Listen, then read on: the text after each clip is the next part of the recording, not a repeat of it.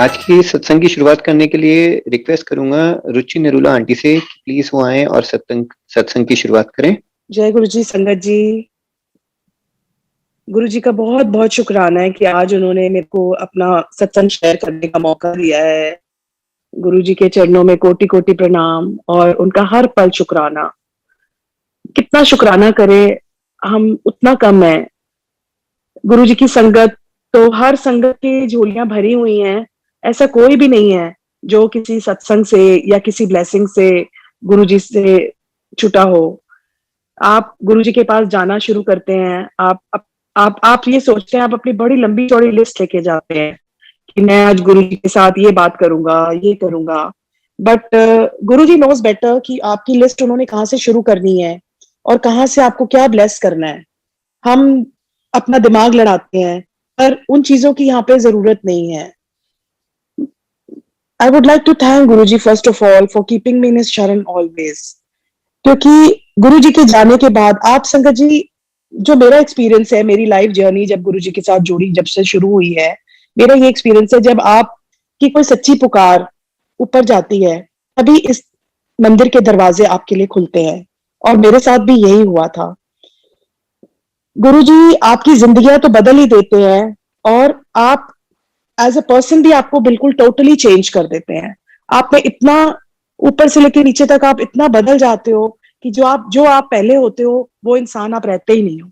गुरुजी की ऐसी करनी होती है, इतना नीवापन और इतना सबसे प्यार करना, जोड़ना, एक-दूसरे से जुड़ के रहना, गुरुजी बहुत कुछ सिखाते हैं। हर दिन आप जब गुरुजी के पास जाते हो, आपके लिए एक ब्लेसिंग होती है, आप कुछ ना कुछ नया ज़रूर वहाँ से कुछ अच्छा लेके आते हो और अच्छा सीख के आते हो। जब मैं गुरुजी के साथ जुड़ी थी, तो उस समय मैं आपको 1998-99 की बात बता रही हूँ कि सबसे पहले मेरी मदर को शी वाज़ ऑन डायलिसिस, उनका किडनी फेलियर हो गया था। हम अपनी मदर को हर जगह ले जा चुके थे, मेरे फादर, और सब इलाज करा चुके थे, पर कोई आराम नहीं आ रहा था। जो जहाँ कहता था लेके जाते थे, जो डॉक्टर के पास, कोई हकीम के पास, कोई वैद्य के पास, हर तरह का इलाज करा चुके थे। तो एक दिन मेरी भाभी को, मेरी उनकी क्लोज फ्रेंड है Sabina Kochar aunty, she is also very good, पुरानी संगत गुरुजी की बहुत जुड़ी हुई संगत है वो। तो उन्होंने एक बार बताया था मेरी भाभी को कि ऐसे-ऐसे गुरुजी हैं। बट वही बात है कि जब आपकी ये गुरुजी डिसाइड करते हैं, आपने कब उनके चरणों में आना है। हम सोचते हैं कि हम इस संगत को लेके गए, उसको लेके गए, नथिंग, नथिंग डूइंग। ये गुरुजी की मेहर होती है, उस दिन ही आप गुरुजी के साथ जुड़ पाते हो। नहीं तो आपका कोई ना कोई विघ्न आ जाता है या कोई ना कोई बात हो जाती है जो आप नहीं जा पाते। तो उस समय गुरुजी जालंधर में थे, तो इतना हमें, अब जैसे आजकल संगत जुड़ती है, जैसे हम नई संगत लेके जाते हैं, तो हम बहुत अच्छे-अच्छे अपने सारे एक्सपीरियंसेस गुरुजी के शेयर करते हैं और संगत मतलब मेंटली प्रिपेयर होके जाती है कि हम रब के द्वारे जा रहे हैं। उस समय कोई सत्संग नहीं होता था, बस एक उन्होंने ज़िक्र किया था कि ऐसे गुरुजी हैं, तो अपनी मदर इन लॉ को वहाँ ले जा। तो हो सकता है मालूम नहीं है कि किस लेवल पे उनकी क्या कन्वर्सेशन हुई और खैर उन्होंने मेरे फादर को बताया कि आप पापा को कि भई आप जालंधर अपनी मतलब वाइफ को ले जाइए। तो मेरे फादर ने उन दिनों डैडी का वहाँ पे कोई क्लाइंट था, तो उससे डैडी ने पता किया, तो उन्होंने बोला हाँ, कोई गुरुजी बैठते तो हैं यहाँ मॉडल टाउन में, थोड़े से लोग होते हैं, हमें मालूम नहीं है, बट उन्होंने कुछ ऐसा जवाब नहीं दिया। बस वो बात आई और गई। वो भी ऐसा कहते हैं ना कि ऊपर भी शायद अच्छे लोगों की ज़रूरत होती है। मेरी मदर बहुत स्पिरिचुअल माइंडेड लेडी थी। सुबह अमृत वेला उठना, अपना 3 बजे से उनका जो पूजा-पाठ शुरू होती थी, सुबह 10-11 बजे तक उनकी पूजा-पाठ होती थी, फिर 12-1 बजे फिर उनकी पूजा-पाठ शुरू हो जाती थी।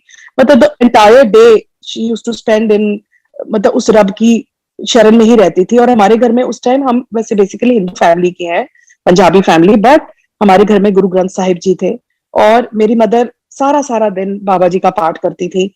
और उस समय मैं बहुत छोटी थी, I was a young girl, I think I was around, ज़्यादा उम्र तो नहीं थी, 20s में थी मैं। तो मम्मी बोलते होते थे कि मैंने आज ये वाक देखा, आज ये वाक निकला, जो आज हम गुरु जी के सत्संग में सुनते हैं, जो शब्द चल रहे होते हैं, जो अब वो बानी मैं तब भी सुनती थी। पहले इतनी समझ नहीं आती थी, पर गुरु जी ने बहुत कुछ सिखाया है उस बानी में। मेरी मदर बोलती थी कि गुरु ग्रंथ साहब जी में पूरा मतलब पूरा रस है, पूरा जो आपकी जिंदगी, आपकी ऊपर नीचे आगे पीछे जो भी जिंदगी है आपकी, उसके बाद क्या है लाइफ, ऊपर क्या लाइफ है, सब कुछ गुरु ग्रंथ साहिब जी में लिखा हुआ है।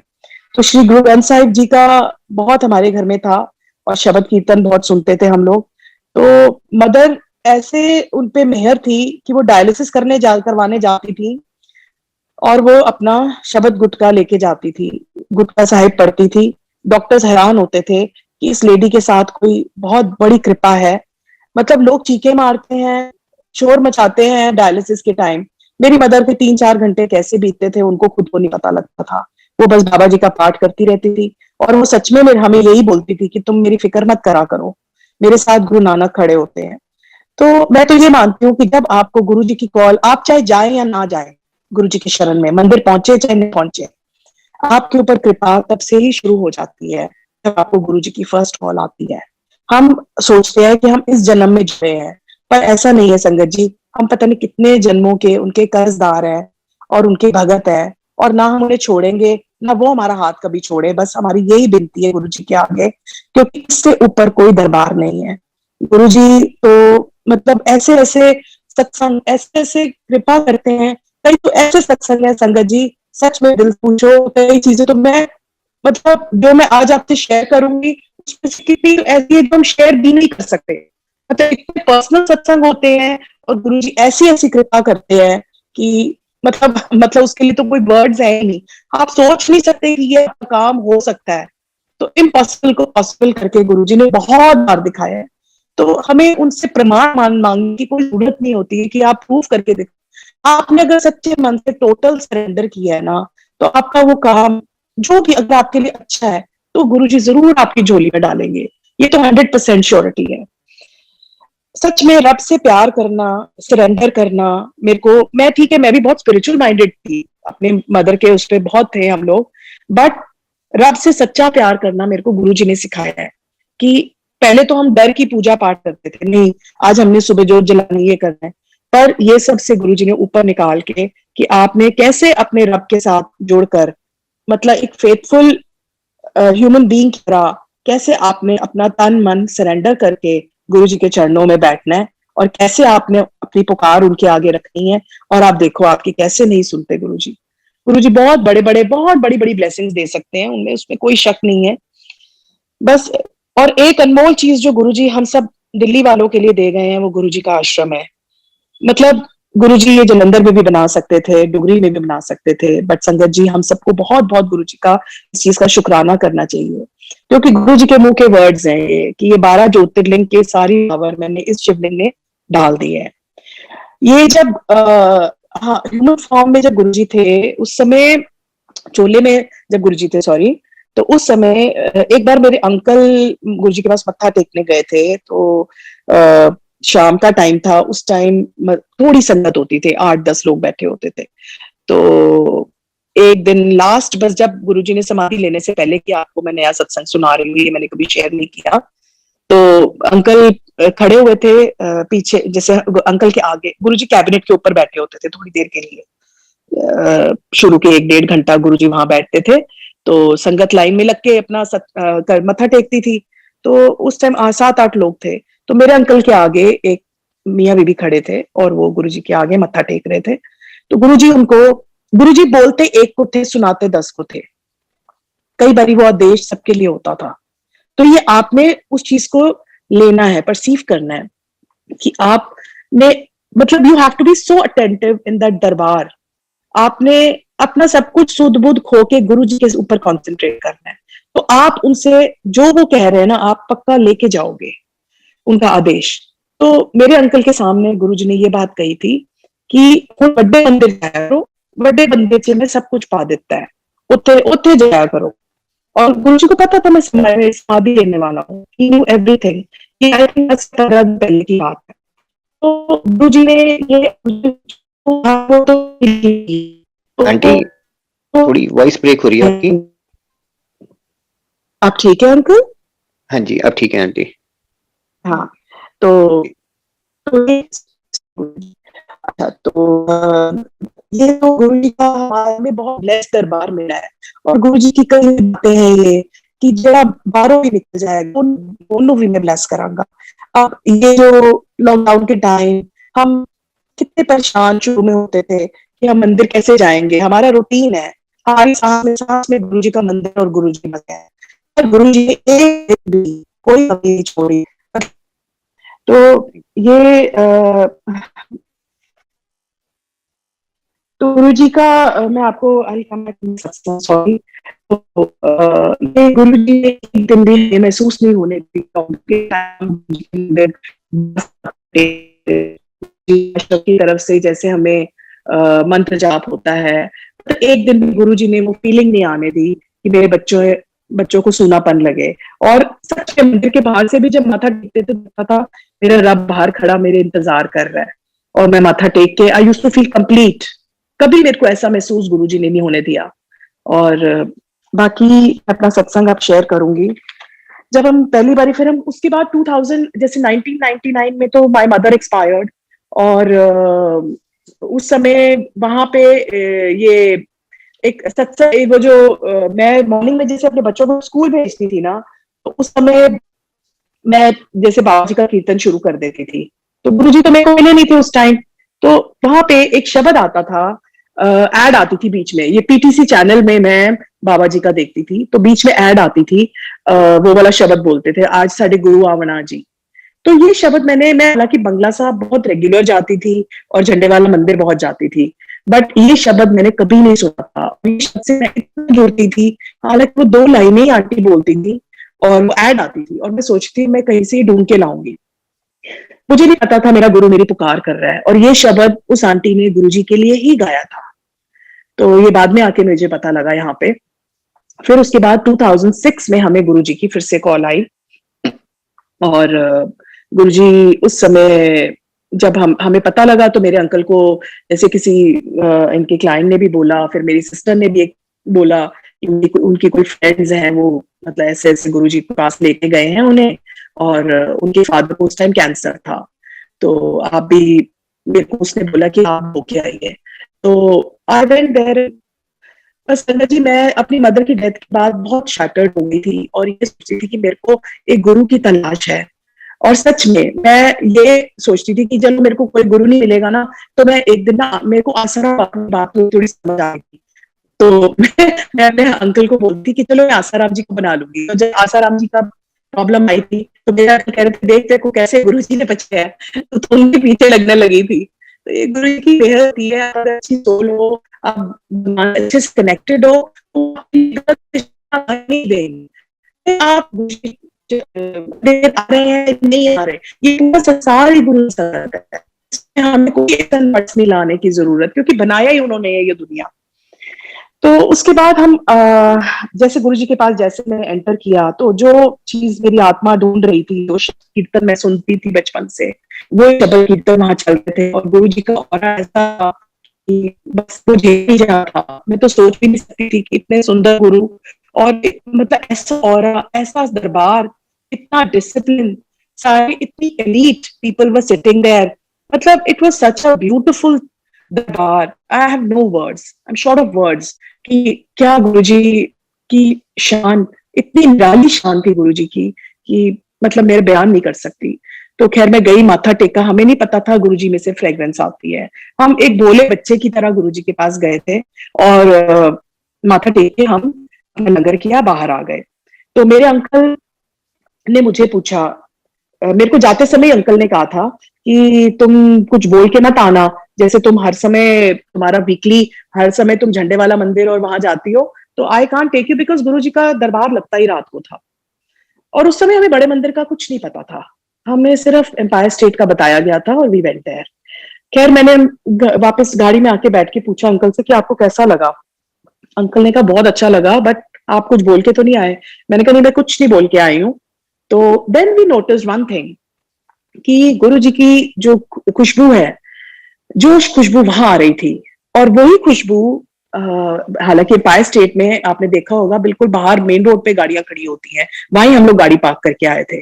वो वहां पार्किंग लॉट में भी वही खुशबू आ रही थी, और हमारे कपड़ों में से भी वही खुशबू आ रही थी। हालांकि ऐसा नहीं था कि हम गुरुजी के बिल्कुल पास बैठे थे, हम दूर बैठे हुए थे। तो ये चीज हमने नोट करी कि गुरुजी की खुशबू हमारे साथ थी।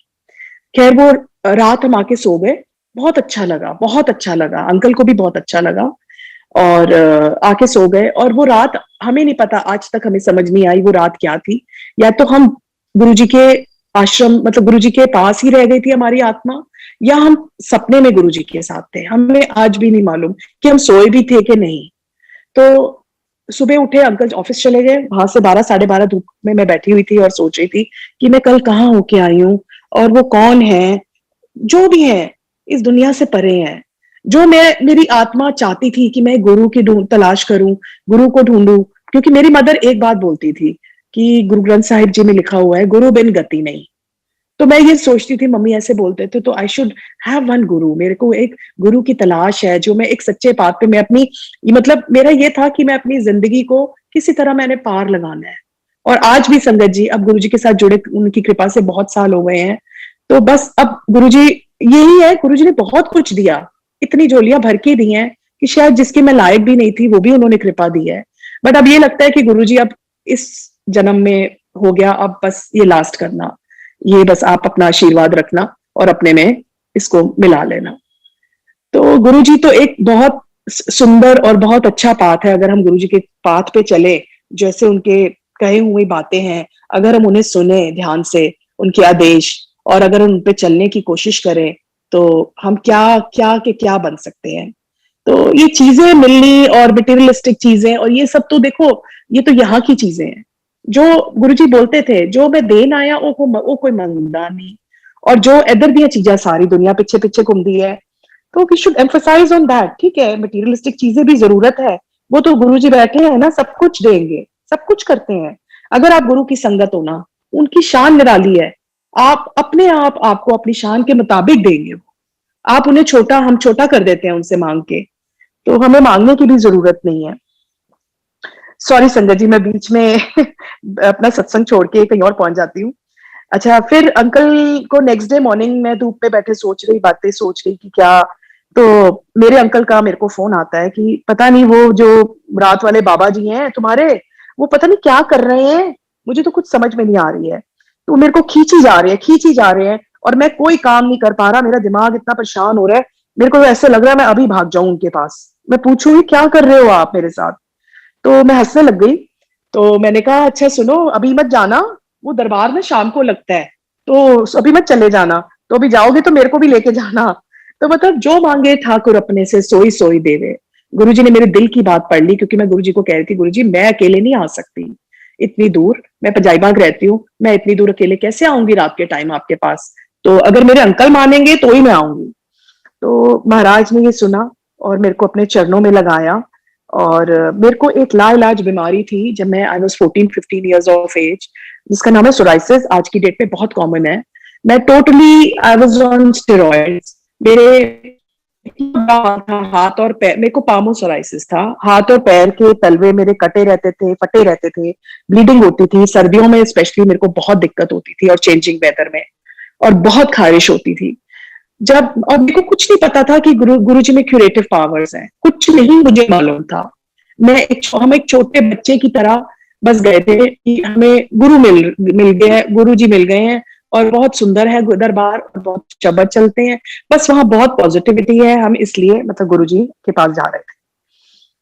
There was no looking back. उस दिन से जब मेरे अंकल ने जाना शुरू किया, गुरु जी की मेहर से हम जाते रहे। और वो जो सोराइसिस मेरी बीमारी थी, वो आई थिंक 2 या 3 लंगर प्रसाद मैंने किए होंगे।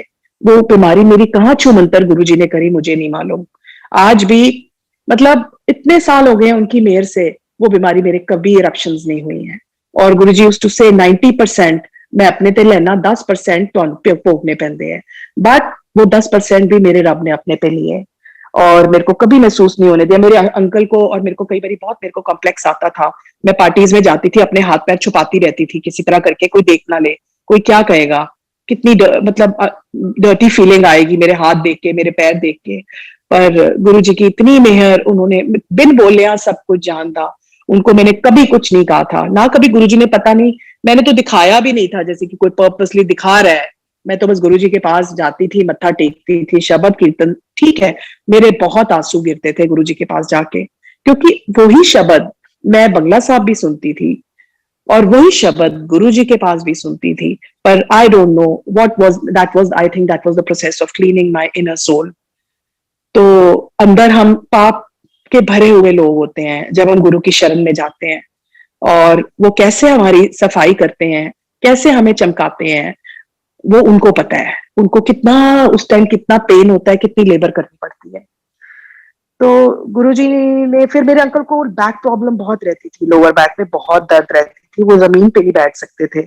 वो भी गुरुजी ने छुमंतर कर दी कुछ दिनों के अंदर। आई हैड फ्रोजन शोल्डर, वो भी मेरा कैसे गुरुजी ने बिना मेडिकेशन कुछ नहीं, मैंने बस गुरुजी के पास जा रही थी। और जब मैं 5 घंटे वहां बैठती थी, 4 घंटे 5 घंटे जो भी, वो 5 घंटे मेरे को इतनी भी पता भी नहीं लगता था कि मेरे को फ्रोजन शोल्डर है। दिन में भले मेरे को दर्द होती थी, बट वहां जाके मेरे को कोई दर्द नहीं होती थी। ये गुरुजी की कृपा है। और गुरुजी ने बहुत बार हमें दिया, प्रमाण दिया कि मैं अंतर्यामी हूं। पर हम ऐसे भोले बच्चे गुरुजी के, ऐसे ना समझ कि उनको समझ ही नहीं पाए।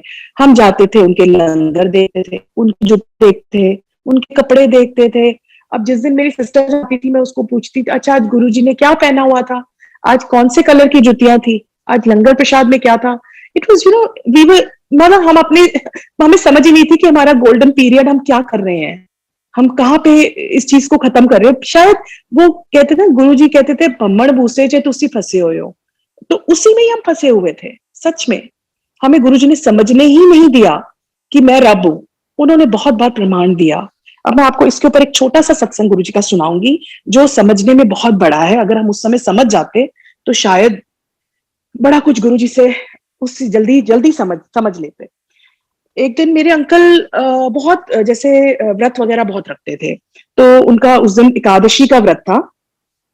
और गुरु उन्होंने मेरे को फोन किया कि मैं ना ऑफिस से सीधा गुरुजी के पास जा रहा हूँ, तो आप मेरे लिए आलू, he used to have this potatoes, नमक वाले आलू बना के आप रख देना, तो मैं आके आई विल हैव माय, मैं व्रत खोलूंगा अपना। मैंने कहा ठीक है। तो ही वेंट देयर। अब मैं कई बार नहीं जा पाती थी क्योंकि बच्चे बहुत छोटे थे और वहां बच्चे ज्यादा अलाउड नहीं थे। हालांकि गुरुजी की मेहर से मेरे बच्चों को कभी किसी ने मना नहीं किया था कि आप मत लेके आइए, बट लगता था कई बार कि चलो हफ्ते में एक बार ले जाओ, रोज रोज नहीं। तो I think it was Thursday जब अंकल गए थे। तो गुरुजी ने, होता सिस्टम ये था, पहले आप चाय प्रसाद पियोगे, चाय प्रसाद के बाद आप फिर सत्संग जब खत्म होता था तो लंगर लग जाता था। तो लंगर के लिए जब लंगर लगता था तो सब चटाइयां बिछती थी और आमने सामने संगत हो जाती थी। तो मेरे अंकल फटाफट जब चटाइयां उन्होंने बिछानी शुरू करी तो मेरे अंकल बाहर जाके खड़े हो गए कि मैंने लंगर तो करना नहीं है, मेरा व्रत है, तो मैंने चाय प्रसाद पी ली है और गुरुजी को क्या, किसी को क्या पता लगेगा। तो ये बाहर जाके खड़े हो गए, बस मैं तो माथा टेकूंगा। फर्स्ट राउंड का जब जब फर्स्ट राउंड खत्म होता था तो संगत बाहर जाके हाथ धो के आती थी और गुरुजी से आज्ञा लेती थी। तो आज्ञा वाली लाइन में मेरे अंकल सबसे आगे फर्स्ट नंबर पे खड़े हो गए जाके। किसी सेवादार को नहीं कुछ पता था कि मेरे अंकल चुप करके साइड पे हो गए, उन्होंने लंगर नहीं किया, किसी को नहीं पता था। बट उनको क्या पता था कि रब बैठा है हमारे सामने। हमें तो यही चीजों में हमारे में कमियां थी। मेरे अंकल ने जब गुरुजी के आगे माथा टेका आज्ञा लेने के लिए, तो अंकल ने जैसे ही माथा टेका, गुरुजी ने ध्यान से उनको देखा और अंकल जब खड़े हुए, गुरुजी ने उनको बोला, तू लंगर नहीं कीता? गुरुजी ने कहा, इन्होंने कहा नहीं गुरुजी, क्यों नहीं कीता? तो देन ही सेड कि गुरुजी मेरा ना आज एकादशी दा व्रत हैगा।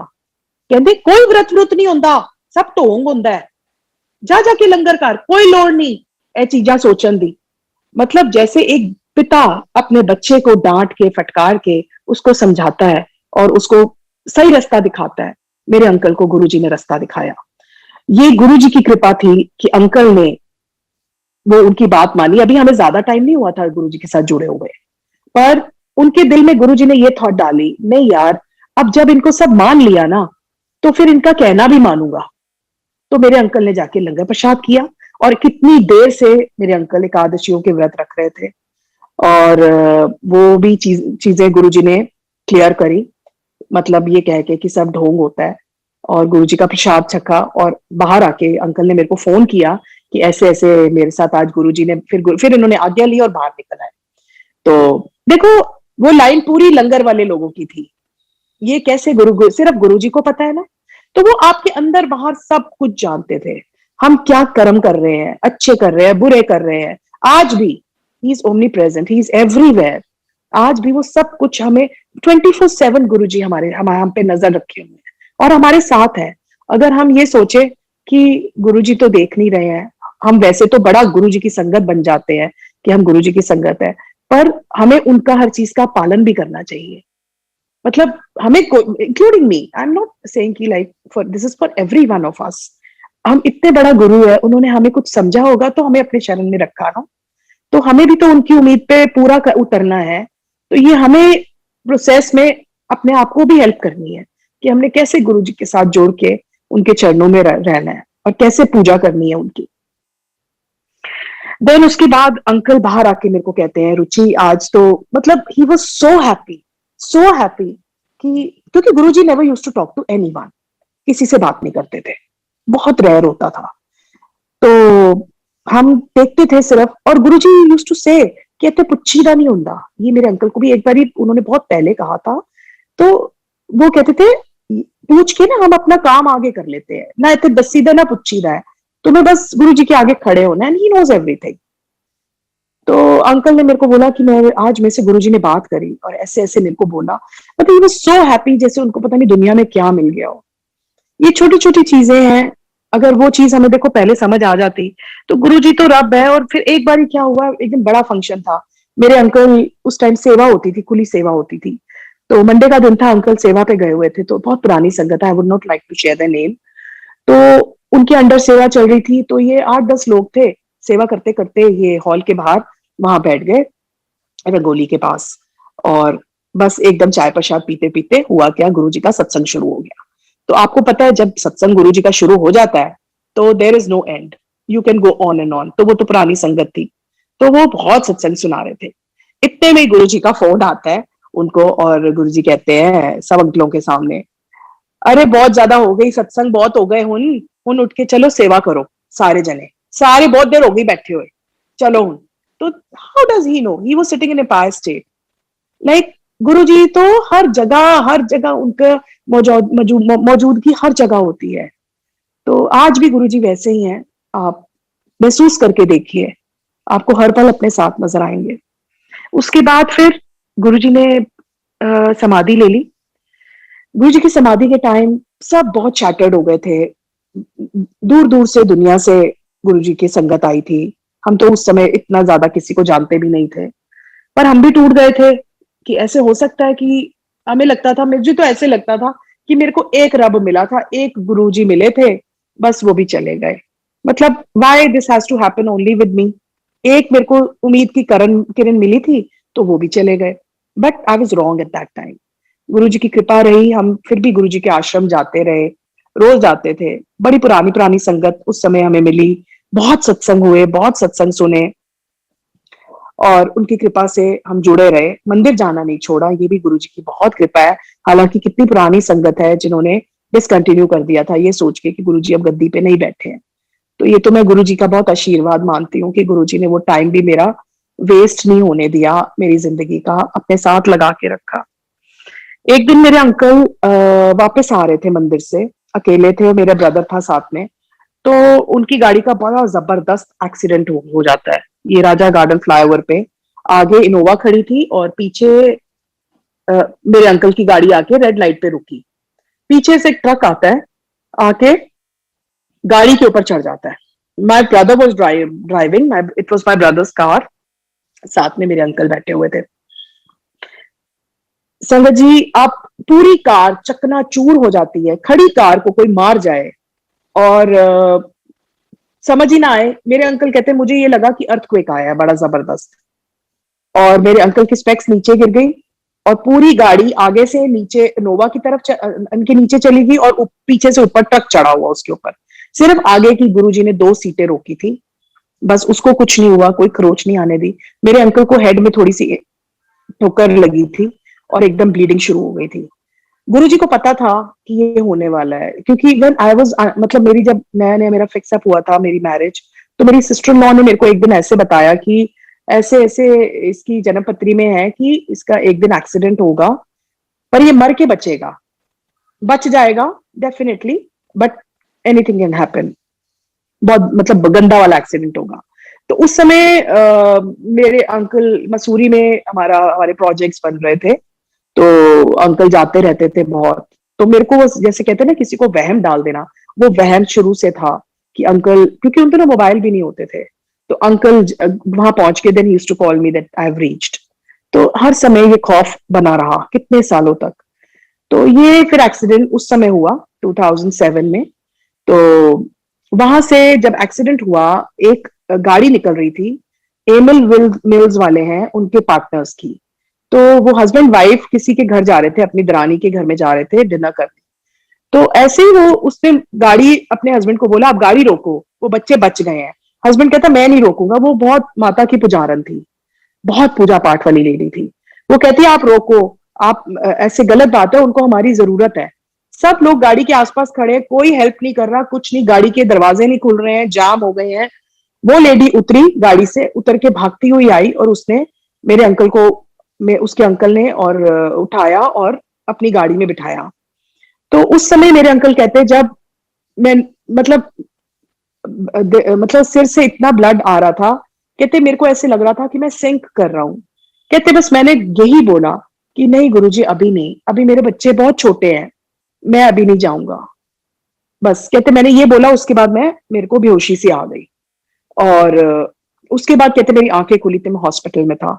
तो मेरे ब्रदर का मेरे को फोन आता है, और जब मैं गई, वो लेडी वहां पे मेरे को यही बोले कि माता रानी ने इसको बचा लिया, या जिस रब को आप मानते हो ना उसने इनको बचाया है, नहीं तो इन्होंने बचना नहीं था, मैं जिस हालत में इनको देखा है।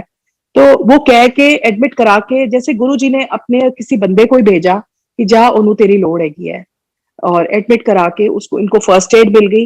He was perfectly fine. सबसे पहले डॉक्टर्स यही देख रहे थे कि अपनी वाइफ को पहचानता है कि नहीं पहचानता। एमआरआई हुई, सब कुछ हुआ, everything was normal, everything was perfectly fine.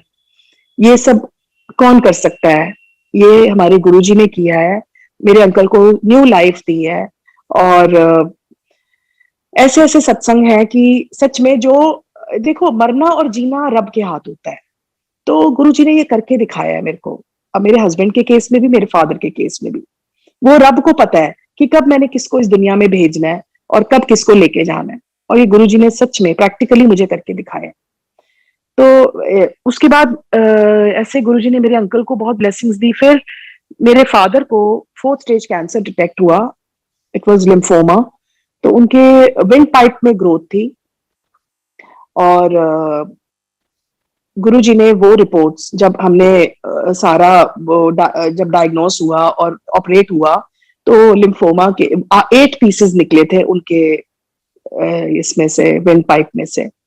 तो वो जब उन्होंने टेस्ट किया था, जब जब ऑपरेशन से पहले टेस्ट किया था, बायोप्सी की थी, तो पॉजिटिव आई थी रिपोर्ट्स की they are malignant. Then after the this thing operation, we had taken these reports and these samples to another hospital. पहले ये हार्ट एंड लंग में थे, उसके बाद हम लोग वहां पे लेके गए थे, क्योंकि हम लोगों को बहुत, we were depressed, my brother and my self, की ये हो ही नहीं सकता, हम गुरु जी की संगत है, ये हो ही नहीं सकता कि ये मेलिग्नेंट हो। तो उसने कहा मैं दूसरी जगह लेके जाऊंगा। वो फिर वही रिपोर्ट्स और वही पीसेस लेके गया वहां पे, this thing Rajiv Gandhi cancer institute. तो वहां पे जाके फिर से उन्होंने बायोप्सी करी, सारा कुछ किया, तो उसमें नेगेटिव आया। 2 दिन में गुरुजी ने वो रिपोर्टें नेगेटिव करके दिखाई। फिर हमने डॉक्टर से वहां पूछा कि डॉक्टर साहब, एक रिपोर्ट पॉजिटिव कह रही है, एक नेगेटिव कह रही है, so where do we stand? उन्होंने कहा आप एक डिटेल स्टडी है वो करवा लो, उसको कोई बीट नहीं कर सकता। हमने फिर उसी को ही कराया, और रिपोर्ट्स फिर भी नेगेटिव गुरुजी ने करके दिखाई। तो ये गुरुजी की लीला तो अपरंपार है, वो क्या नहीं कर सकते। उसके बाद मेरे फादर को 3-4 साल गुरुजी ने ब्लेस किए, और हालांकि हमने कीमोथेरेपी भी कराई। वही बात है ना, हम टोटली सरेंडर नहीं करते हैं, which is very very wrong. मेरे फादर को जब बाद में पता लगा, उन्होंने कहा तुम्हें मेरी कीमो नहीं करानी चाहिए थी, जब सब कुछ ठीक आया था, तो दिस वाज रॉन्ग। खैर, तो उसके बाद फादर को जब मैं आपको एक ये सत्संग शेयर करूंगी, जब मेरे फादर हार्ट एंड लंग में थे, वहां पे आईसीयू में थे उस समय डायग्नोस नहीं हो पा रहा था कि इनको हुआ क्या है। उनको सांस चढ़ती थी, और जब वेंटिलेटर लगा जब सॉरी ऑक्सीजन लगाते थे तो ठीक रहते थे, जब जैसे ही उतारते थे थोड़ी देर बाद उनको फिर से प्रॉब्लम शुरू हो जाती थी। तो कहीं भी डायग्नोस नहीं हो पा रहा था। तो फिर हार्ट एंड लंग वाले पूरा अपना कर रहे थे सारा। तो वहां पे दो हमें, जैसे अब आप हॉस्पिटल के बाहर बैठे हो, कितने कितने दिन लग जाते हैं, भगवान सच में गुरुजी किसी को इनके पल्ले ना डाले। तो बाहर दो संगत हमें मिली, वहां संगत नहीं, दो लोग थे जो अब संगत है, बहुत पुरानी संगत बन गए हैं वो भी, और बहुत गुरुजी को मानते हैं। तो वहां पे वो लोग मिले हमें, और उनके साथ हमने फिर गुरुजी का शेयर किया, सत्संग किया। बहुत, एक तो संगत ऐसी थी, आज वो यूके में है, उनकी बिटिया, वो 1.5 महीने से आई थिंक उसकी mother she was on ventilator, और सारे फंड्स खत्म हो चुके थे, बहुत दिक्कत में थी बेचारी। उसको जब हमने कहा तो वो उसी दिन गुरुजी के पास होके आई, रात को लंगर करके आई। और जहां उसको बिल्कुल ना उम्मीद थी, कोई उम्मीद नहीं थी कि उसकी मदर, उसको लग रहा था कि बचेगी, क्योंकि she was also on ventilator. तो उसकी मदर कुछ दिन बाद, शी वॉज अलाइव ना, हाँ, she went back home I think 3-4 साल के बाद फिर उनकी डेथ हुई थी। एंड जो एक लड़का हमें मिला था, अभिषेक अंकल, उनकी भी मदर का यही प्रॉब्लम थी, बहुत ज्यादा दिक्कत थी। उनको भी गुरुजी ने ऐसे ही ठीक किया, बहुत फंड उनके भी लग चुके थे, और ऐसे ही बस। और वो लड़की हमें बताती है, मोना आंटी, वो उस समय मेरे को बोलती थी कि रुचि आंटी, मैंने उसको लाइट ऑफ डिविनिटी दी थी कि आप ये पढ़ो यहाँ बैठ के अपनी मदर के लिए। तो वो सारा दिन वो रात को भी वहीं रहती थी। वो कहती थी मैं 1.5 महीने से यहाँ पे ही हूँ। तो उसको, मेरे को उसने बोला कि आंटी आप मानोगे, जब मैं ये पढ़ के एक दिन अपनी मदर को अंदर आईसीयू में मिलने जा रही थी, तो वहां पे ना ये रूल था कि आईसीयू में जाने के लिए आपको ना लैब कोट पहनना पड़ता था, पूरा कवर करना पड़ता था अपने आप को, ऐसे अलाउ नहीं करते थे। तो कहते I was wearing the lab coat and I saw the doctor coming out of the ICU. तो मैं डॉक्टर को देख रही हूँ और डॉक्टर के अंदर से गुरुजी निकल रहे हैं। कहती मेरे को गुरुजी के साक्षात दर्शन हुए हैं, मतलब आईसीयू से निकलते हुए। तो इतना ज्यादा वो, जैसे कोई पागल होता है ना गुरुजी के लिए, इतना गुरुजी से उसने प्यार किया। और बहुत, और सच में उसकी श्रद्धा ही है जो आज उसकी उस समय उसकी मदर ठीक होके अपने घर चली गई थी। सच में ये आपकी श्रद्धा होती है कि अब गुरु को करना पड़ता है, अपने आप गुरुजी करते हैं। फिर आपने the way you pull him, जितना आप उनको पुल करोगे उतनी ब्लेसिंग्स आपको मिलेंगी। तो ये सत्संग मैं आज शेयर करना चाहती थी। मैं बहुत कम ये, जैसे कि कैसे गुरुजी ने अपनी संगत। अच्छा, फिर एक दिन ना मैं वहां पे बैठी हुई, जब मेरे फादर उस टाइम वहां पे हॉस्पिटल में थे, तो मैं वहां पे मंदिर में बैठी बहुत रोती थी। और बहुत, उस दिन में आप आज भी जाके देखना आती लंग में, मैं सोचती थी हमारे गुरुजी की फोटो नहीं लगी हुई यहाँ पे। मैंने जब अपने पापा को ठीक करके लेके गई, तो मेरे दिल किया कि मैं वहां फोटो लगा दूं। तो मेरे ब्रदर ने बोला नहीं ऐसे मत कर, यू डोंट नो लाइक यहाँ पे ऐसे निरादरी नहीं हो। कुछ देर बाद फिर मैं गई, कुछ महीनों बाद पापा के चेकअप्स के लिए, तो वहां पे गुरुजी की फोटो लगी हुई थी। देखो क्या चीज है जो गुरुजी नहीं सुनते, हर चीज आपके मन की हर मुराद पूरी करते हैं। उसके बाद एक बार फिर मेरे फादर राजीव गांधी में भी एडमिट हुए, वहां भी गुरुजी कल्याण करने पहुंचे थे। वहां पे क्या हुआ कि ऐसे ही एक आईसीयू में ही था तब पापा, आई थिंक उनकी आईसीयू में थे, आई don't remember, he was in there only admitted there for 1 day. तो I was in ICU I think. तो उस दिन उनका कीमो हुआ था या क्या हुआ था, आई डोंट रिमेम्बर। तो it's been a long time now. तो वहां पे एक संगत, मतलब एक आदमी था, जो पापा बताते थे कि मैं 2 दिन से उस आदमी को देख रहा हूँ, वो टोटली लाइफ सपोर्ट पे था, उसका इतना बुरा हाल था। वो कहते, मेरे फादर, हम जाते थे फादर को मिलने, वो कहते इसको देख देख के मेरा दिल इतना वो होता है बेचारा, मतलब वो अधमरी जिंदगी वो जी रहा था। और उसके घर वाले 1.5-2 महीने से वहां पड़े हुए थे। मतलब ये हाल था कि उनका घर भी आई थिंक बिक गया था, इतना पैसा उनका लग चुका था और कोई उम्मीद नहीं थी। तो फिर एक दिन मेरे ब्रदर बाहर बैठा हुआ था, तो उसने उनके साथ गुरुजी का सत्संग शेयर किया। तो उसका बेटा कहने लगा मैं जरूर जाऊंगा गुरुजी को मत्था टेकने। वो गया गुरुजी के पास, और जब उस समय 4 जनों की जैसे थाली मिलती थी, उन दिनों हलवा प्रसाद नहीं मिलता था, लड्डू प्रसाद मिलता था। गुरुजी के टाइम पे भी हम लड्डू प्रसाद ही खाते थे। तो लड्डू प्रसाद उसने अपना, जो उसका वाला लड्डू था, उसने पॉकेट में अपने डाल लिया और हॉस्पिटल सीधा पहुंचा वो। और वो लड्डू प्रसाद मेरे फादर ने अपनी आंखों से देखा कि वो लड्डू प्रसाद उस अपने मुंह में डाल रहा है, और धीरे धीरे धीरे धीरे करके उसके उसी समय प्राण चले गए। मतलब मेरे पापा कहते हैं कि मैंने जो वो चीज देखी ना, कि वो बंदा 2 महीने से शायद गुरुजी के उस लड्डू प्रसाद, उस ब्लेसिंग की वेट कर रहा था कि वो कब मुझे मिले और मेरी मुक्ति हो। तो गुरु जी ने उसको मुक्त किया उस दिन, उसकी प्रॉब्लम से, उसकी परेशानियों से। और वो लोग भी बहुत सेटिस्फाइड थे, क्योंकि वो उनको पता था कि अगर ये ठीक हो भी गया ना, तो ये अधमरी जिंदगी है। तो Guru ji knows the best what he has to do for your sangat, for your sangat, sorry. तो ऐसे मेरे फादर का भी लास्ट स्टेजेस जब थे, तो गुरुजी ने मेरे को 2011 में आके कह दिया था, यही दिन थे, इन्हीं दिनों में मेरे डैडी 2013 की बात है, मेरे डैडी हॉस्पिटलाइज थे। तो 2011 में जब पापा का कैंसर गुरुजी ने ठीक किया था, उसके बाद 2008 में या 9 में हुआ था उनको कैंसर। तो 11 में Guruji came, this is before Diwali, he came in my dream and I was sitting with गुरुजी बड़े मंदिर में, बड़े मंदिर के दरबार में बैठी हुई थी। गुरुजी ने मुझे अपने पास बुलाया, बिठाया, और मेरे को कहते हैं कि ए दिवाली निकल जाओगी, अगली भी निकल जाओगी, उस तो बाद में पापा नु ले जाना है। तो he told me the exact time and I was so much attached to my father. तो he knew कि I have to prepare her for this thing. So he gave me ample of time कि मैं अपने पापा को जाके मिल सकूं, उनसे प्यार ले सकूं, प्यार दे सकूं। और बस वो गुरुजी का कहने की देर थी, और मैं कोई मौका नहीं छोड़ती थी अपने पापा के पास जाने का, उनको मिलने का।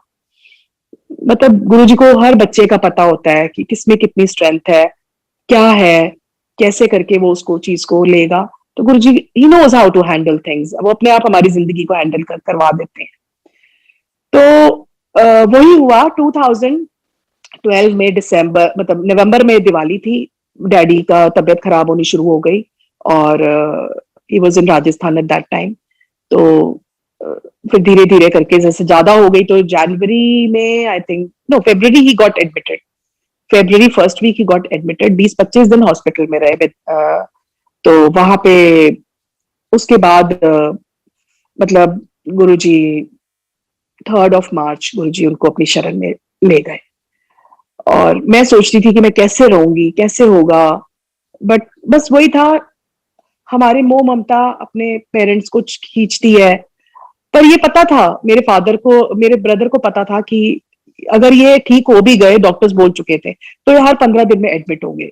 तो गुरुजी अपनी संगत को कभी रुलने नहीं देते, इतनी मेहर करते हैं, उनको पता है मैंने कैसे समेट लेना है। तो गुरुजी ने उनको अपने चरणों में समेट लिया। और जब मैं उनकी डेथ हुई थी, तब मैं रोती हुई जा रही थी रास्ते में, तो मेरे अंकल मेरे को चुप करा रहे थे और कह रहे थे कि तुझे याद होगा जब हम नए नए जुड़े थे, तो एक दिन, बड़ी पुरानी संगत है, उन्होंने सत्संग में ये कहा था कि जब मेरी संगत इस दुनिया को छोड़ के जाती है, तो मैं अपना बहुत बड़ा जहाज, सोने का जहाज लेके आता हूँ अपनी संगत को लेने के लिए। और 2 दिन पहले ही, संडे को फादर एक्सपायर हुए, Friday night I got a dream कि my brother is saying that papa is no more and I'm saying you're telling a lie, तू झूठ बोल रहा है। मैं बाहर अपनी बड़ी सिस्टर को बाहर लेके जाती हूँ और कहती हूँ, देख वो बड़ी सी, मेरे को इतनी बड़ी आसमान में सोने का जहाज नजर आया जिसमें पापा बैठे हुए थे। जैसे अब अपनी बड़े बड़े सोने का महल था, उसके बाहर वो जहाज खड़ा था और उसमें मेरे पापा बैठे हुए थे। तो जैसे हम अपनी जैसे विला के बाहर खड़ी कर लेते हैं गाड़ियां, तो ऐसे वो पार्क हुआ था वहां पे। तो मेरे अंकल ने मेरे को फिर वही कहा कि तुम्हें वही तो दिखाया था गुरुजी ने कि मेरा सोने का जहाज है, उसी में तो पापा बैठे हैं, तो he is in safe hands. वो दिन है और आज का दिन, देयर इज नो लुकिंग। ठीक है, बहुत याद आती है, जो क्योंकि इतना पैम्पर्ड होना, इतना प्यार मिलना बहुत किस्मत वालों को मिलता है। गुरुजी का बहुत शुक्राना है कि मेरे को इतने अच्छे माता पिता उन्होंने दिए, और उससे बड़ा शुक्राना तो गुरुजी का है कि उन्होंने मुझे एक्सेप्ट किया, अपनी शरण में रखा, जिस लायक मैं कभी भी नहीं थी। उसके बाद ये मेरे फादर का सत्संग था। और बाकी जर्नी तो देखो बच्चों के साथ, बच्चों का तो ऐसे गुरुजी ने ध्यान रखा है। मैं जब जुड़ी थी गुरुजी के पास उन दिनों सत्संग बहुत होने शुरू हो गए थे, जैसे जब गुरुजी की समाधि के बाद धीरे धीरे संगत बढ़ने लगी, बहुत मतलब मल्टीप्लाई होने लगी। एंड ही यूज्ड टू से कि एक टाइम आएगा मैनू टीवी च देखोगे, और सच में अब देखो, अब गुरुजी को उन दिनों भी जब बड़े फंक्शंस भी अब होते हैं तो हर जगह हर पॉइंट पे हमें टीवी लगवाने पड़ते हैं, ताकि संगत जहां भी बैठी है उसको गुरुजी के साथ रूबरू हो सके, अच्छे से उनका ब्लेसिंग्स ले सके, उनको हर कोने का मतलब अंदर का नजर आए कि गुरुजी की गद्दी नजर आ रही है। तो मतलब इतनी अच्छी फैसिलिटीज कौन कर सकता है, कौन सोच सकता है? देखो गुरुजी के आश्रम में इतनी अच्छी हर तरफ से हर चीज को सोच समझ के किया जाता है जो कहीं नहीं आप सोच सकते। ये उस गुरु की मेहर है, जो संभाल भी रहे हैं, ये वो गुरु की मेहर है, जो कैसे वो अपने बच्चों को सोझी देते हैं कि ऐसे कीजिए, ऐसे करिए, और बेस्ट से बेस्ट गुरु जी कर रहे हैं। तो बच्चों का तो मैं तो सत्संगों में बहुत जाने लग गई थी और गुरु जी के साथ जुड़ती जा रही थी, और बच्चों को गुरु जी के आसरे छोड़ के जाती थी कि गुरु जी अब इनके बोर्ड्स हैं, अब आपने देखना है। अब रोज ही हमारा तो रोज ही सत्संग होते थे, और हम सत्संग में जाते थे और गुरुजी की मेहर से बच्चों ने टॉप करना शुरू कर दिया। मतलब इतनी कृपा रही, गुरुजी ने हर पल साथ रहे। मेरे बेटे ने अपना स्कूल टॉप किया, heritage Basant Kunj. He topped his school, then he got into this Hansraj college, जो वो बेस्ट कॉलेज इसका इकोनॉमिक्स ऑनर्स करा। उसके बाद गुरुजी ने इसको MIM में भेजा, पेरिस भेजा MIM करने के लिए। वहां भी बहुत अच्छा रहा, बेस्ट रहा इसका, बहुत अच्छा एक्सपीरियंस रहा। फिर इसको ये था कि मैंने इंटर्नशिप्स बेस्ट में करनी है, नहीं तो मैंने आई कम बैक। अच्छा, इंटर्नशिप करनी वहां जरूरी थी 18 मंथ्स की। तो इसको ये जब गया था, ये सबसे छोटा था क्योंकि इसके पास कोई वर्क एक्स तो था नहीं। इसकी क्लास में जितने लोग थे सब बड़े बड़े थे और उन सबके पास वर्क एक्स था, तो उनको फटाफट जॉब्स मिल रही थी, इंटर्नशिप्स मिल रही थी। तो ये बहुत डिप्रेस हो जाता था, मम्मा मैंने इतनी पढ़ाई करी है बहुत अंदर से। तो मैं हर समय गुरुजी से लड़ती रहती थी, परेशान होती करती थी गुरुजी को कि गुरुजी आपके आश्रय मैंने बच्चे को भेजा है, अब आप देखो कैसे करना है। तो गुरुजी एक दिन ऐसे ही मेरे पास ड्रीम में आए, बैठे, मैं गुरुजी के चरणों में बैठी हूँ, तो मेरे को कहते हैं, गुरुजी ने बोला मॉर्गन। तो मैं next morning I got up and I told my husband and my son कि गुरुजी मॉर्गन कह के गए हैं। तो then Ishan told me, mamma what Morgan, which Morgan, there are two Morgan, this one is Morgan Stanley, one is JP Morgan. मैंने कहा बेटा I don't know, he just said Morgan. तो अगेन अब ये बच्चे तो आपको पता है वो हो जाते हैं थोड़े से। तो मैंने कहा तू सब में अप्लाई कर जहां जहां निकल रहा है। तो ये हल्के में करता ही नहीं था, इसको होता था मैं बेस्ट से बेस्ट। खैर ये गुरुजी की प्रेरणा थी, और देखो संगत जी वही हुआ, गुरुजी ने इसको दोनों मॉर्गन्स में इंटर्नशिप्स कराई हैं, 6 मंथ्स की। He is got a very very good CV by the grace of Guruji. सब कुछ वो है। हम कहते हैं हम कुछ नहीं है, कुछ नहीं है, ना हमारी कोई औकात है करने की, ना हमारी कोई समझ है। ये महाराज है, ये गुरुजी की मेहर है, जो आज बच्चे को गुरुजी ने इतना ऊंचाइयों तक पहुंचाया है। और आगे भी मेरे को अपने गुरु के चरणों पे पूरा पूरा विश्वास है। अब तो after doing his this thing internship he's come back just before COVID, and like इसको हालांकि मॉर्गन स्टैनले वालों ने बोला था अभी लंदन से ही कम बैक कि तू एक्सटेंड कर ले। अभी हम लोग पक्का नहीं कर सक रहे तेरी, बिकॉज अभी हेड काउंट नहीं है। बट ही सेड नहीं, मेरे को अगर करनी है तो पक्का करो, या 6 मंथ्स बाद का मेरे को रिटर्न में दे दो। But there is no rules as such कि वहां पे कि ऐसे रिटर्न में पहले दिया जाए। तो उन्होंने कहा था हम आपकी एक्सटेंड कर देते हैं, तो he was not interested in doing internship. तो ये भी शायद गुरु, मैंने हालांकि इसको बहुत समझाया था, बट खैर एक लिमिट में ही हर बच्चे को कुछ कहना चाहिए, बिकॉज मैं सोचती हूँ कि ठीक है जबरदस्ती कोई चीज किसी से नहीं करवानी चाहिए, जो बच्चों का मन है। बाकी तो गुरुजी बेस्ट करेंगे। मेरे को अपने गुरु के शरण पे पूरा पूरा विश्वास है कि पढ़ाई क्या, करियर क्या, आगे उसकी मैरिज क्या, वो सब गुरुजी ने ही करनी है। सब कुछ मैंने गुरुजी पे छोड़ रखा है, उनका बच्चा है, अपने आप जैसे जो बेस्ट करेंगे वो ही करेंगे, उनके सिवा मेरा कोई नहीं है। तो ये महाराज ने करना है। और आज गुरुजी कहते थे कि सत्संग करन वाला, सत्संग सुनन वाला सब दा कल्याण होता है। तो आज संगत जी आप ये मत सोचिए कि ये आप और हम हमारी कॉन्वर्सेशन चल रही है, नहीं, इट्स नॉट दैट। गुरुजी बिल्कुल यहाँ पे बैठे हैं, हाजिर नाजिर है हमारे साथ। और आप ये सोचिए कि हम आज जो भी सत्संग हमने किया है या जब भी करते हैं, गुरु जी के शरण में बैठे होते हैं, तो गुरु जी भी सुन रहे होते हैं हमारे सत्संग और हम सबको ब्लेस कर रहे होते हैं। तो आई एम श्योर कि गुरु जी जो जो आज हमने कुछ भी मुझसे गलतियां हुई हो, गुरु जी मेरे को क्षमा करेंगे। और बच्चे का गुरु जी ने ही करना है, उन पे ही बस अरदास है। अभी ही इज गिविंग CFA का एग्जाम, मई में उसका एग्जाम है, he is doing that, and बाकी गुरु जी करेंगे, he knows the best. So I don't want to decide anything for any child of mine. Guruji is going to decide everything. So we need to have total faith and surrender. तो उसके बिना तो कुछ है ही नहीं हमारी जिंदगी में। उसके बाद अच्छा, ईशान का एक और सत्संग में शेयर करना चाहूंगी। My son, I am talking about my son. ये जब पेरिस का इसका कंप्लीट हो गई, इसका पढ़ाई जब कंप्लीट हुई, तो ही got the internship in London. तो इसकी पढ़ाई खत्म होने के बाद वहां का वीजा इसका खत्म हो गया था, तो लंदन इसको जाना पड़ा। लंदन का वीजा गुरुजी ने फटाफट इसका लगवाया and he started his internship. अब आ गया उसका कॉन्वोकेशन का टाइम। तो कॉन्वोकेशन एक लाइफ टाइम की चीज होती है जो हर, आई थिंक, माँ बाप और हर बच्चा वेट करता है सारी जिंदगी कि मेरा बच्चा बेस्ट से बेस्ट कॉलेज या स्कूल से पास आउट हो, स्कूल से कॉलेज से पास आउट हो और मैं उसकी कॉन्वोकेशन में जाऊं। मतलब it's a proud moment for everyone, I am sure. तो इसका कॉन्वोकेशन का टाइम आ गया, but he was having lack of time. इसके पास टाइम ही नहीं होता था। ये जब अपनी जॉब कर रहा था वहां, सॉरी इंटर्नशिप कर रहा था, तो इसको यही टाइम नहीं मिला कि मैं अपना जाके वीजा लगवा के आऊं।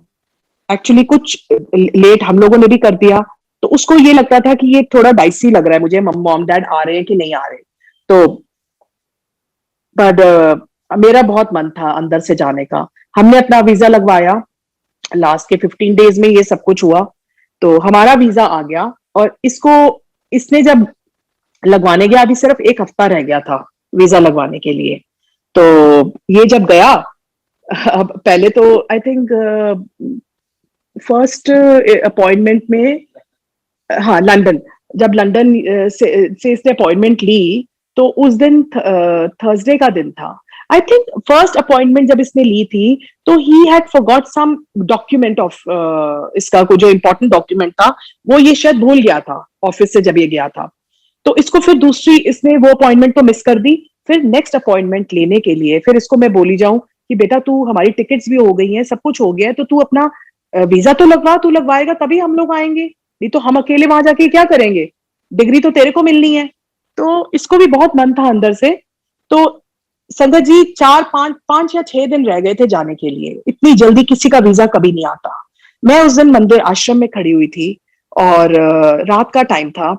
यहाँ पे तो आई थिंक आश्रम में 10 बज गए थे, वहां पे इट वाज अर्ली।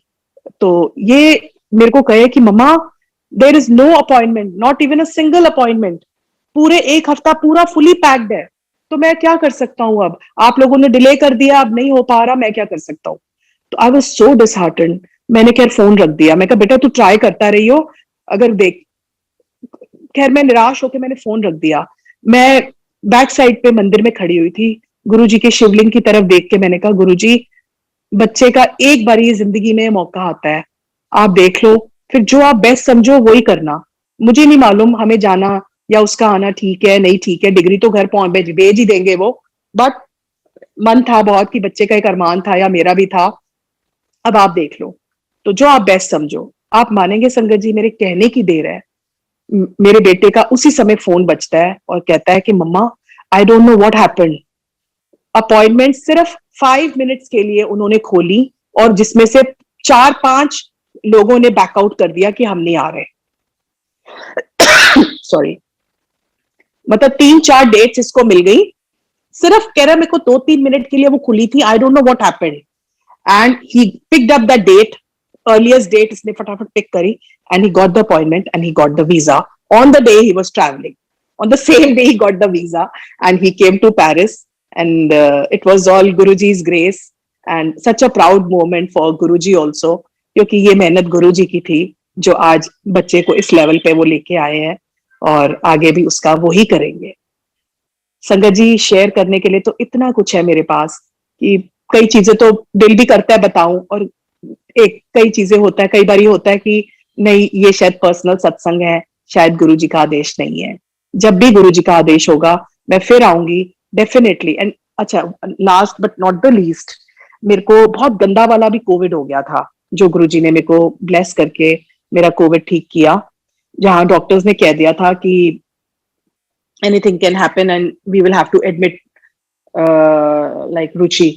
तो मेरे हस्बैंड को बोल दिया था उन्होंने, but by the grace of Guruji I, मैंने तो गुरुजी के, वो कहते हैं ना, गुरुजी ने बोला हुआ है कि मेरी फोटोआं नाल गल्ला करो, अरदास करो, मेरी फोटोआं भी मतलब ਤੁਹਾਨੂੰ सब जवाब देंगियां। वही हुआ, उस समय मैं अकेली, गुरुजी मेरे साथ थे कमरे में, और गुरुजी को मैंने कहा था कि मैं कहीं नहीं जा रही, आप यहाँ बैठे हो, मैं भी यहीं बैठी हूँ, आप मेरा इलाज यहीं करोगे।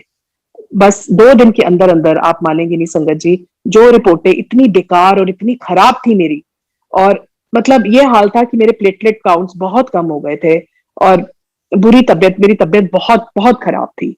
तो वही एकदम ही 1 दिन के अंदर कैसे राइज हो गए, और डॉक्टर कह रही है मेरे हस्बैंड को कि इससे better report I can never never expect. तो ये कौन कर सकता है बताइए। तो ये गुरु जी हैं जो हमारी छोटी छोटी और बड़ी बड़ी हर चीज को समेट के बैठे हैं। नहीं तो पता नहीं, अगर यही शब्द है ना, जे तू ना फरदा साडी बाह सार उलझाना सी, बस यही है हम संगत का, यही है। ये तो हमें, we are so so blessed इस जन्म में कि हमें ये मिल गए। अगर ये नहीं मिलते तो हमें नहीं पता हम क्या होता हमारा। और इतना घोर कलयुग आ गया है। मेरी मदर बोलती थी कि उस समय, आई थिंक 20 या 25 साल पुरानी बात मैं आपको बता रही हूँ, कि अभी तो शी यूज्ड टू से कि श्री गुरु ग्रंथ साहिब जी में लिखा है अभी तो कलयुग का अंगूठा लगा है, जब पैर लगेगा तब देखना। उस समय 25-30 साल पुरानी बात। और सच में ये कोविड ने सबको हिला के रख दिया है, पर ये तो इनका हाथ है हम सबके सिर के ऊपर, कि हमें इन्होंने इस टाइम पे भी और हर टाइम पे भी मतलब ऐसे निकाल देते हैं जैसे पता ही नहीं लगने देते। ठीक है, परेशानियां दुख सुख सबके ऊपर आते हैं, पर ये गुरु जी का हाथ ना कभी छोड़ना। गुरु जी, आप हम सबका हाथ ना छोड़ना, बस यही अरदास है। और इसी अरदास के साथ गुरु जी, मैं आज आपका सत्संग यहाँ तक पूरा करती हूँ। अगली बार गुरु जी ने कृपा करी, मेहर करी, तो मैं जरूर आऊंगी। गुरु जी अपना हाथ सदा अपने बच्चों के ऊपर, सब बच्चों पे, सब संगत पे सदा उनके सिर पे रखें, और हम सबकी सब भूल चूक माफ करें। जय गुरु जी।